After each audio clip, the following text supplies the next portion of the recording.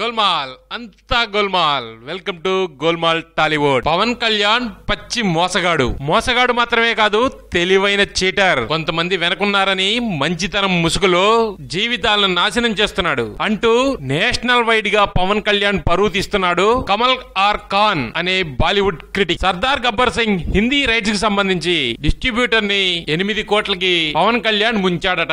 ఆ డిస్ట్రిబ్యూటర్ కు వత్తాసు పలుకుతూ పవన్ కళ్యాణ్ చీటర్ గా అభివర్ణిస్తూ తన సోషల్ పేజీలో పోస్టులు పెట్టాడు కమల్ ఆర్ ఖాన్. అంతేకాదు సర్దార్ గబ్బర్ సింగ్ కృష్ణా జిల్లా డిస్ట్రిబ్యూటర్ సంపత్ చేస్తున్న నిరాహార దీక్షకు సంబంధించిన ఫోటోలు కూడా పోస్ట్ చేసి ఆ సినిమాతో 2 కోట్లు నష్టపోయి వారం రోజులుగా నిరాహార దీక్ష చేస్తున్నాడని అందరికీ తెలిసేలాగా చేశాడు. దీంతో సర్వత్రా పవన్ కళ్యాణ్ నిజాయితీపై అనుమానాలు ఏర్పడ్డాయి. అతనే కాదు, రామ్ గోపాల్ వర్మ కూడా డిస్ట్రిబ్యూటర్ లాస్ పై పవన్ కళ్యాణ్ మీద గట్టిగా విరుచుకుపడుతున్నాడు. కాటమరాయుడు రిజల్ట్ తెలిసాక రామ్ గోపాల్ వర్మ పవన్ కళ్యాణ్ గురించి ఇలా మాట్లాడాడు. 30 కోట్లతో సినిమా తీసి 70 కోట్లు వెనకేసుకుని ఏమీ సంబంధం లేనట్టు వెళ్లి కూతుళ్ల పుట్టినరోజు చేసుకుంటున్నాడు. పవన్ వ్యవహారం చూస్తుంటే ఎలా ఉందంటే రోమ్ తగలబడిపోతుంటే నీరో చక్రవర్తి ఫిడోలు వాయిస్తున్నాడట. అలా ఉంది అన్నట్టు మాట్లాడుకొచ్చాడు రామ్ గోపాల్ వర్మ తన ట్విట్టర్ పేజ్ లో. ఈ పరిణామాలు చూసిన తర్వాత కొంతమంది పెద్దలు కూడా పవన్ కళ్యాణ్ తప్పుపడుతున్నారు. సినిమాలు తీసి డబ్బులు సంపాదించి రాజకీయాల్లో ఖర్చు పెడతానంటున్నాడు. ఇలా డిస్ట్రిబ్యూటర్స్ పొట్టగొట్టి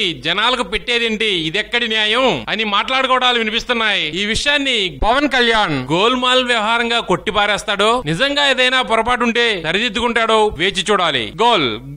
గోల్మాల్. మరిన్ని వీడియోస్ కోసం సబ్స్క్రైబ్ చేయండి గోల్మాల్ టాలీవుడ్.